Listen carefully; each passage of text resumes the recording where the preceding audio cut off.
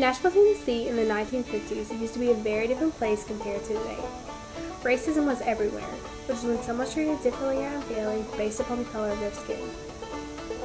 One such act of racism was the adoption of Jim Crow laws in the South. Jim Crow laws were laws put into place to segregate African American people and Caucasian individuals, or blacks and whites. African Americans were treated very unfairly. They had separate schools, restrooms, restaurants, and places to sit on the bus. The quality of the African American separate entities were very poor compared to the whites. The Southern United States was a hard time and place for all African Americans. However, one brave young girl decided to face the harsh reality of racism and discrimination all by herself.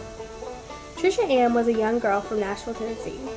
She had never ventured out of the house on her own, but she finally talked her grandmother into letting her go. She was going to get to go to someplace special all by herself. She was about to burst with excitement.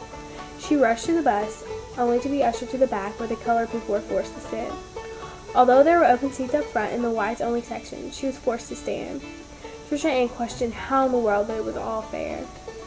As soon as she got off the bus, she ran to the beautiful water fountain display in the park. She spun around and laughed in delight.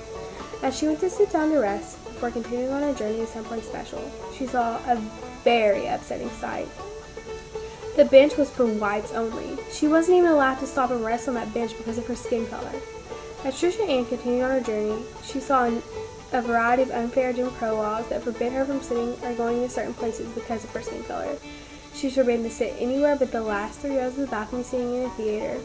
She was also banned from going into a whites-only hotel. But she kept going despite the cruel inequality she saw on the way there. Because Trisha Ann knew that everyone was welcome at someplace special no matter their skin color.